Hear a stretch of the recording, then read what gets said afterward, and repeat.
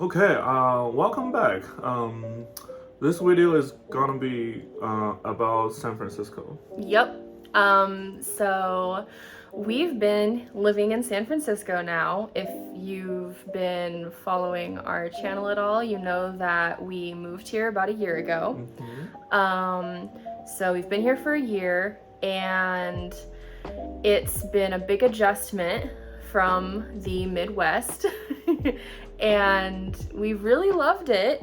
But there are some things that we've noticed as far as cost of living, and we know that that's like a big discussion, kind of always has been, but we feel like we've seen a little bit more talk about San Francisco cost of living online these days, especially with all of the companies moving out. Not all of, but a lot of these companies, the tech companies, are deciding to move to Austin or, other places. Yeah, we're trying to give you a pretty realistic view of the cost of living right now in 2021, like how much it's gonna cost to live in the general, like not just San Francisco, in the Bay Area.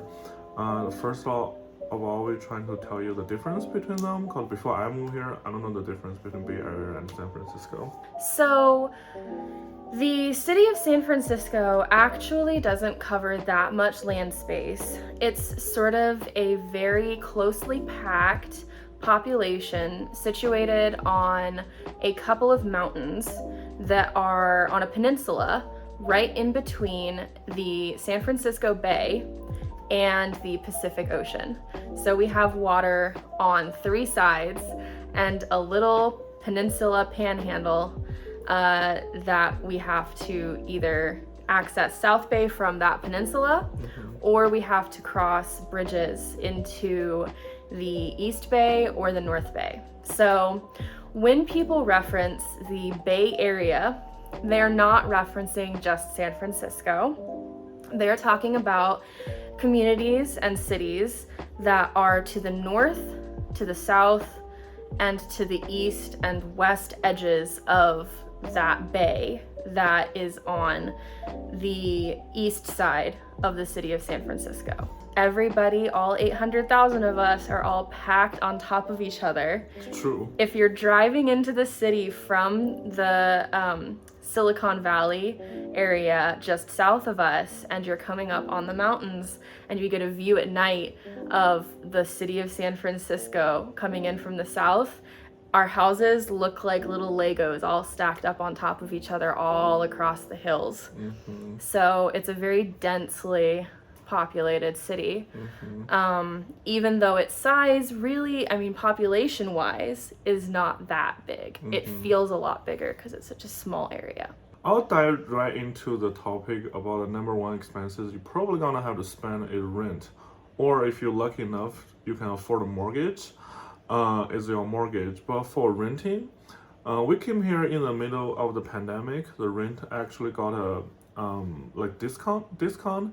We're paying around $2,500 for a 500 square feet studio place, and it has not been increased too much by far. When the video is making around October 2021, it's still around that price.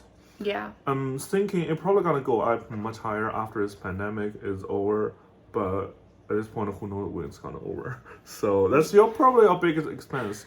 And you can talk about the 1 bedroom, 2 bedroom, probably it's gonna be much higher. Yeah, so just keep in mind that as we talk about the cost of rent or the cost of a mortgage or whatever, we're just talking about San Francisco. So it's gonna be similar throughout the Bay Area, but there are some slight variations. If you go up to a 1 bedroom apartment, it's sort of like what Dee just said, where you're gonna have to add a couple $100 with every bedroom size that you increase it to. So the average cost for a 1 bedroom in San Francisco is $2,579. That's an average. So that's taking into account like apartments that you might not really want to live in. They may or may not be like borderline livable at all. And then it's also taking into account very nice luxury apartments in fancy neighborhoods that have like nice amenities. So that's just the average. And yeah, exactly like Dee said earlier, it increases several $100s with each bedroom size. That's your average range that you're looking at for rent here in San Francisco. Okay, so the next I want to talk about is transportation, which is you actually can save money here if you decide to not own a car. We don't, and we found out that we really don't need a car to get around the city to do groceries. So I would say we use like Muni, which is the public transportation system here, and BART, which only run us maybe $100 to $200 a month together, which is a good deal. So we don't really spend too much money on our transportation. We tried to save money by selling our car when we moved here and walking a lot. And if we need to go somewhere where the train station or the bus stops or the light rail stations close to us can't get us there conveniently, we'll just take a Lyft. And it's several $100s less expensive each month than owning a car. A car in the Bay Area,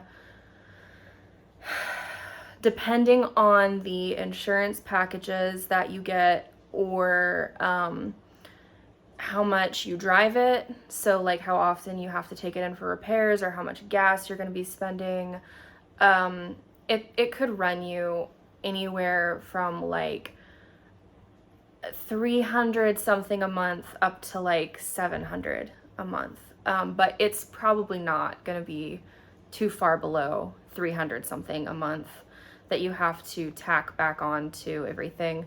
And that's not even taking into consideration your parking. Something that we've discovered living here, sort of like any big city, is that you're gonna have to budget each month for parking and paying for tickets, like paying for parking violations. That seems to be how the San Francisco government gets a lot of extra money, is paid parking and citing people with traffic and parking violations. So there's a lot of people living here who we've talked to that budget every month several $100s for just tickets that they have to pay from traffic cops. And so yeah, several $100s in addition to your 300 to 700 something dollars of expected car expenses you're gonna add to that for just parking and tickets. Exactly. So the next topic is gonna be groceries and eating out. Like as much as we love to save money, you just have to go out to eat at so many awesome restaurants here in town. So we kind of budgeting. We eating out twice a week. Plus we spending, our budget for grocery is about $500. So together it's around 500 to 700 a week. It really varies. It depends on which restaurant we go that week. So for the grocery prices, I think Taylor can give you a better view of like, are they more expensive or are they less expensive compared to other areas in the States? So what we found moving here was that eating out was much more expensive here than in the Midwest. And the research that I did for this video on different like census sites was verifying that. Eating out in the Bay Area in San Francisco is really stinking expensive. It is so expensive. You really can't just not go out to eat because the food scene is so good here. It's foodie heaven in San Francisco. There's so much diversity of cuisines, and then on top of that, you have diversity of quality. You've got, your all-night diners and your all the way up to your Michelin star restaurants that you save up to and go to for your birthday, that kind of experience. So eating out here is something that's really special and shouldn't be completely cut out of your budget, but it is expensive. So we had to limit ourselves to, like what Dee said, kind of one lunch each week out and one dinner out each week. And that still counted with our groceries and just little errands that we have to run, ends up being between $500 to $700 a week. As far as actual like solid numbers, from my research, I found that a like pint, if you're going out for food and you want drinks, a pint of beer, like a domestic beer, is gonna cost you around $7.50. My experience is that could be as expensive as $10 or $12, depending on what beer you're getting, if it's a craft brewery, how proud they are of that beer. I don't know specifically how they're pricing their beers, but going out for drinks here is crazy expensive. If you want to go out to eat and really try and save your money while you're doing that, just get water. That's gonna cut a lot of expense off of your going out to eat budget right there. So some other solid numbers I found were for groceries. Eggs here are gonna run you an average of $3.95. Apples, 1 pound is gonna be about $3. It's pretty basic. I'm not too surprised by any of the numbers that I saw in my research. Something I noticed here was that processed foods that you get at the grocery store, like pre-prepared kinds of meals, are a smidge more expensive than in the Midwest. And then your fresh produce, probably because most of it is grown here, is a little bit less expensive. So if you want to change your diet to be healthier and more based on whole foods, San Francisco is a great place to do that, because your fruits and your veggies are going to be significantly cheaper for you than your processed foods here. And the good news is also it's pretty rare to find a really bad food desert here the way that you do in the Midwest. So if you're on more of a budget and you're living in a less expensive neighborhood, you will probably still have access to a decent grocery store in most places where you can get some good fruits and vegetables for really cheap. Yeah, for us, $400 weekly, it's kind of enough to cover our groceries. I think that's the three kind of major aspects of major spending here: the rent, the transportation, and the groceries. But there is some like kind of miscellaneous. Like we had to spend, like, you just kind of have to go to Napa to try the winery experience a couple times a year. So it's just like very interesting experience to something interesting to do. We had to spend that money. And like there may be some like interesting shows in town, like Harry Potter or the Hamilton, you want to go see. So there's some like experiences, like money you had a budget. But yeah, I think that's some of the like an overview of where you had to spend money if you want to move here. Yeah, so I mean, you're right. Like, part of your expenses each month, you need to kind of decide how important it is for you to go out seeking entertainment. There's a lot of free stuff here. Golden Gate Park, Ocean Beach, are really excellent. If you like people watching, you could just go to Fisherman's Wharf and sit on a bench and watch all the the frantic tourists. That there's a lot of fun free stuff here. There's even some free events and free web events that you can do. One of the biggest weekend activities here, because the weather is usually pretty good, is to just take a blanket and go sit in the park with some beer that you got at the corner store. And that's a really fun day, and you get a chance to talk to some really cool people.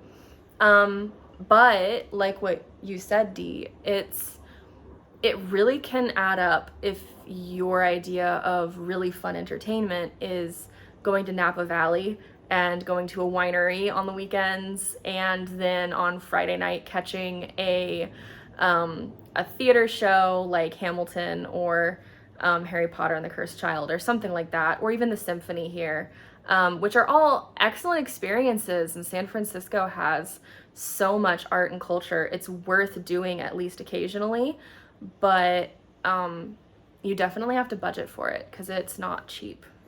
Yeah, so based on like kind of like our rough calculation, you need like $60,000 to $80,000 to like have a basic living, to afford the basic living here. But there's one more thing we want to mention, which is the tax rate. California income tax is very heavily taxed.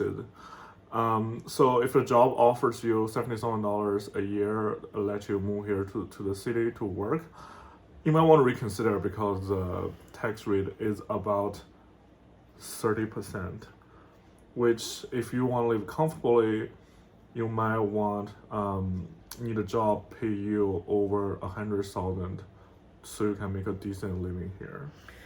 So, from my notes on income taxes, which is another big part of living here, because the taxes are high in the state of California, and they're pretty high in the city of San Francisco.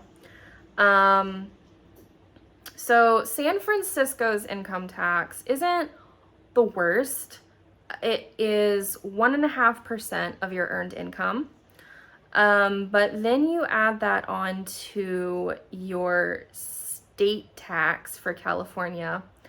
And if you earn more than 33,000 approximately, it can start really adding up.